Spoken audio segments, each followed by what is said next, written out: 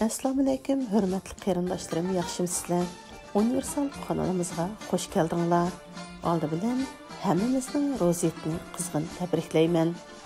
Bugungi programmamizda endi biz qaysi naqshni aytamiz degan yozmamni diqqatingizga sunaman. Hurmatli qarindoshlarım, vatanimiz Sharq Turkiston mustamlaka bo'lgandan buyon Xitoy tajovuzchilari har xil bana sabablar, qalpoqlar, turlik oxiri tugmas harakatlar bilan xalqimizning yo'lboshchilarini, olimlarini, yozuvchi shoirlarini, o'lima boylarini, hatto odatdagi puhralarni o'ldirib, palab, muddatsiz kesib, turmalarda qiynab, g'ururimizni dafsan qilib keldi. Men anglagan va biladigan Xitoyning har bir tarixiy davridagi zulmga qarshi qo'lga qalam elib, millatimizni hurlikka, birlikka, uyushishga chaqirgan, tarix betiga o'chmas izlarni qoldirgan, beshimiz kelgan kulfatlarni avlodlarga she'riy til bilan yozib qoldirgan o't yurak shoirlarimizga cheksiz hurmatimni bildiraman. Hurmatli qarindoshlarim, Gomindang bosqinchilarining zulmi ostida ing'iragan xalqimizni uyg'otish va birlashishga chaqirib, o't yurak shoir Abduxoliq Uyg'ur o'ygan she'rni yezib xalqimizga taqdim qilgan edi. Biz uning o'ygan she'rini ta bugungacha aytib kelgan bo'lsak-mu, texcha uyg'onib bo'la olmadik. Shoir xalqqa xitob qilib mundaq yozdi: "Ey piqir Uyg'ur, o'ygan uyqung yetar. Senda mol yo'q, endi kessa jon ketar. Bu zulmdan o'zingni qutqazmasang, sening holing xatar, holing xatar." 62-yilları Xitoyning zulmidan qutulish uchun sobiq Sovet ittifoqi qo'shgan yosh qiz-yigitlarimiz hijron naqshlarini mundaq aytgan: "Ketar bo'ldim yiroqlarga, hijron yukini ortib. Chidig'in sen piroqlarga, seg'inganda uf tortib. Tashlab ketdi demigin, ko'nglim qoladi senda. Dushmanlar so'q kulishmisin, üzəngni qoymağın g'amda. Lachindek uçub əgib, kessem yana kelurman. Kelgüsida men seni g'alba bilan kuturman" deb vatan uchun vatandan ayrilgan edi.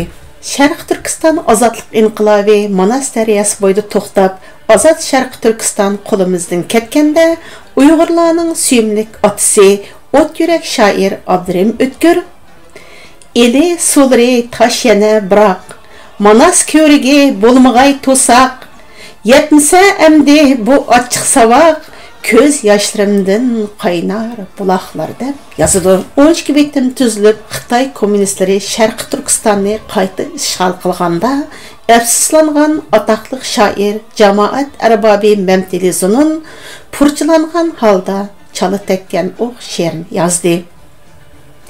Vadriha o'qni tekkiz do'qchala, shu tupayli bag'rimiz qonliq yara, qamchi kaltak ostida qoldiq yana, qo'sh bilan so'ramga makkim o'ykala. Qahrimizdan qancha childi qancharat, qip-qizil yong'inga to'ldi tog'dala. Kuymidi yong'inda sirtmoq ne uchun biz bu baloga mubtala. Endi bilsak o'qni tekkiz do'qchala, hammadan battar ekan sulhi sala. Vadriha o'qni tekkiz do'qchala, hammadan yomon ekan sulhi sala. Hurmatli qarindoshlarim, qiz yigitlarimiz to'plam bosqinchilik uchrayotgan, erlar ayollaridan, ayollar erlardan ayrilgan, bolalar ota-onalaridan tortib elinib, balaligini yaşalmayotgan balalarimiz, tirik ishki a'zolari sug'urib elingan o'smir va qirollarimiz, yurtidan polinib, qul bo'lib setilayotgan yoshlarimiz, jazo lagerlarida qonliq qamchi ostida zarlanayotgan qon qarindoshlarimiz butun umidini bizga bog'lab, butun umidni bizdan kutmoqda. Amsa biz qaysi naqshni aytishimiz kerak? Mencha qo'zg'al, qul bo'lishni xohlamagan Uyg'ur. Qo'zg'al, or nomusi oyoq osti qilingan Uyg'ur. Qo'zg'al izzati payham bo'lgan Uyg'ur, dastur tumirda Uyg'ur qini iqiyotgan Uyg'ur. Shuaring mustaqillik, irodang davlatingni qayta qurish bo'lsin. En zaminiga oyoq bosgan har qanday Xitoyni bosqinchi deb bil. Avtonomiya bizning talishimiz emas. O bizning yuzimizga urilgan qora tamg'i deb bil. Yo'qolsin bosqinchi Xitoy, yossın hür demokratik Sharqi Turkiston. Qo'zg'al, qo'zg'al, qo'zg'al, qo'zg'al qul bo'lishni xohlamagan Uyg'ur.